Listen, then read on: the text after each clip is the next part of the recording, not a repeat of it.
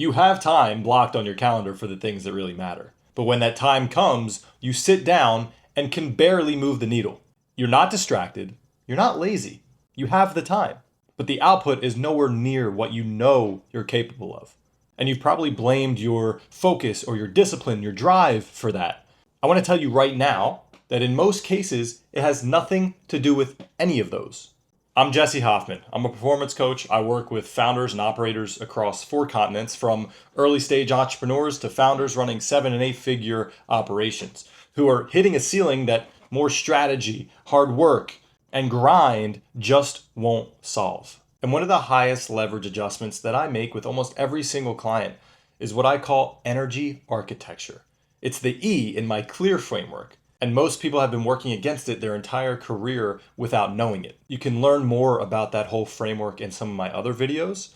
Today, I'm going to show you exactly what energy architecture means and why it's costing you more than you realize and what you can do about it. But before I dive into that, if what I do already sounds like something you clearly are interested in, the best next step, go right to the description and apply to have a call with me to see if working together could be a good fit. All right, so let's dive into exactly what energy architecture is, and make sure to stick around to the end of the video because I'm going to show you exactly how you can score and measure not only this dimension, but the 4 other dimensions in the CLEAR diagnostic as well. So energy architecture is the practice of designing your day around when your mind and your body actually perform naturally, not around when your calendar happens to be open and using just general productivity time blocking advice. It goes deeper than that. Most people schedule their most demanding work around availability or urgency, Eisenhower matrix, all those things, which are all great, but they live on the surface. And so that's a structural mistake, because the same task done in a peak energy state takes maybe 30 minutes, let's say, and produces a really great output. But you take that same task and you try to execute it in a depleted state when your mind and your body is recovering. Now that takes 3 hours and produces really something subpar that you're not really proud of, which leads to a whole different diminishing of energy. And so all that lives beneath the surface, and that's the layer that everyone seems to overlook. And so with that, I'm here to remind you, you're not underperforming because you lack discipline. If that were the case, then you wouldn't even be where you're at right now in the first place. You're underperforming because you're asking the wrong version of yourself to do the work at the wrong time. And based on all the general advice that's out there, you would never know this. And that's where everything goes wrong. Because based on the advice of most gurus or other resources out there, the default assumption is that if you have the time, you can do the work. But time and energy are completely different resources. If you even consider time a resource, time manages itself. That lives external to us. We can't control time, but we can control our attention, our emotions, physical energy, cognitive energy. And so you can have 4 hours blocked in your calendar and yet still be cognitively empty for all of them because those real forms of energy are mismanaged. Most of the founders and operators that come to me, they're scheduling their highest leverage work, strategies, creative output, high stake decisions in the windows that are left over after everything reactive has already been handled. And that's just straight up working against yourself structurally, because their cognitive batteries, their mental energy has already been depleted by the reactive tasks. And so their work suffers and they blame their discipline or their focus or create this narrative of overwhelm when it was really just all an energy timing issue. So let's go a little bit deeper. What exactly does this look like when it's broken? And is it something that you're experiencing that you haven't maybe consciously addressed? You've probably done something along the lines of sitting down to work on something important. You know you have the time, you see the space in your calendar, you have the intent, you know that you want to sit down and do it, but you find yourself staring and contemplating for 45 minutes, producing almost nothing.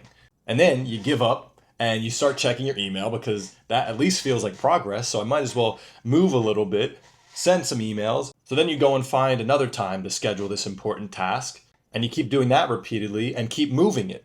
And that cycle continues. But that's not because you're lazy.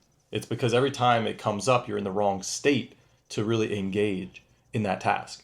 And so you're neglecting to take a moment to look inward and analyze your state, to be able to make the informed, proactive decision to do that task at the right time. But because you're not doing that, your most important work keeps landing in energy valleys because your peaks were already spent on reactive tasks that felt urgent. Well, let me tell you something. They weren't urgent. That was just your brain trying to find something to do to feel a little bit of momentum. But it's all a facade. So here's what it should look like and what it does look like through our work together. Now, when it comes to true productivity and output, you probably hear most people talking about it as a sprint or a marathon. Now, whichever team you're on, I regret to inform you that neither apply because business, life, energy is not a flat racetrack. It's much more like trail running. And so we need to stop treating our day as if it's some flat plane of available time and start treating it as terrain with peaks and valleys. And once you do that, that's when you know energy architecture is starting to work, it's starting to click. And that's when you start to find and proactively plan so that your highest cognitive demand tasks go inside of your peak windows. And then administrative, reactive, low demand tasks, those start to fill the valleys. And everything just becomes much less reactive. And so now you can have the same person and the same amount of hours, but completely different results because the state that they're in finally is matching the task at hand. And I could give you countless examples of where I see this in my own work. I had one founder come to me. He was scheduling his strategy work and a bunch of high stakes calls almost entirely around his client availability with no discretion to himself. And he found himself completely exhausted by noon from all of the reactive tasks. And so his lowest energy states were coming right as his strategy work was scheduled. So by having him track his energy levels throughout the day and his output throughout the day, we found that his peak cognitive windows, and this applies for most people, was around 7 a.m. to 10 a.m. And that was previously filled with waking up and reacting and replying to emails and doing some administrative work. So what we did is we moved all of his reactive communications and whatnot until afternoon and protected that morning peak for all of his highest leverage work, where you can really get into a creative flow and do so without distractions. And so his output quality completely skyrocketed. It changed significantly just in the first 2 weeks without adding a single hour of work. Just in a 2-week difference, you have the same amount of hours, the same workload, but wildly different results because the tasks that were being executed were reciprocated by the energy state that he was in. So if you're listening to this and you're wondering, all right, I wonder how this applies to me. What would my energy architecture score be? Well, if you want to see how it scores across your full performance system, the clear diagnostic is linked right below this video.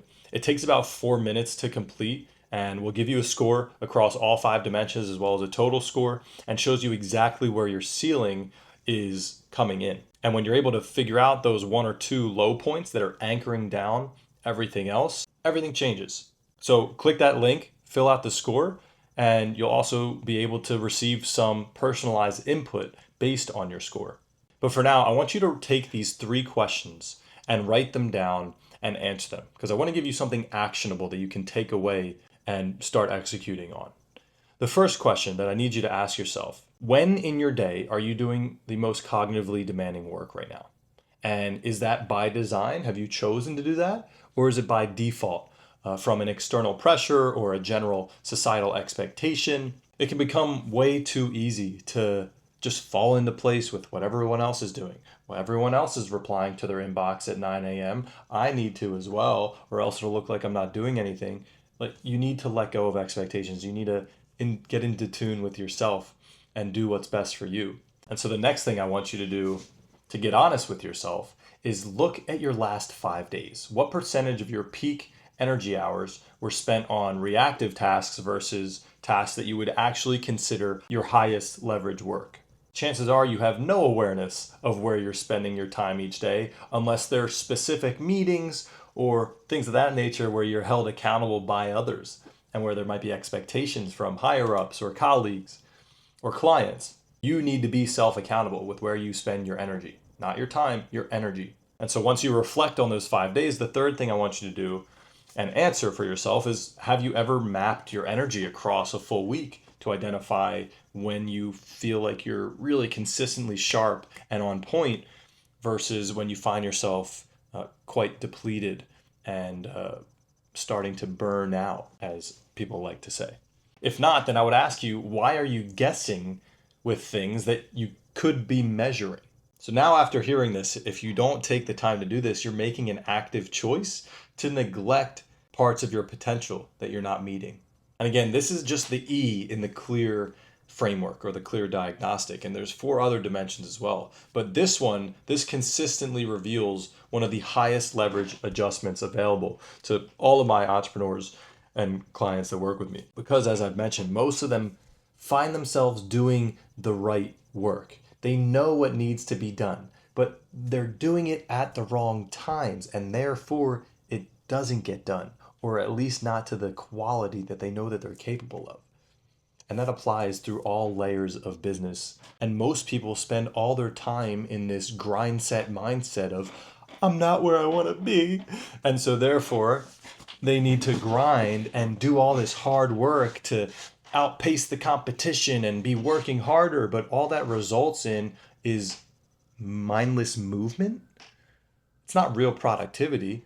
Energy architecture doesn't require working more hours. It requires being deliberate about which hours get which work. It's as simple as that. And so this is my one desperate plea for you. If you feel like your productivity just does not match your potential, you need to stop scheduling by availability and you need to start scheduling by your energy state. Don't schedule tasks, schedule your energy.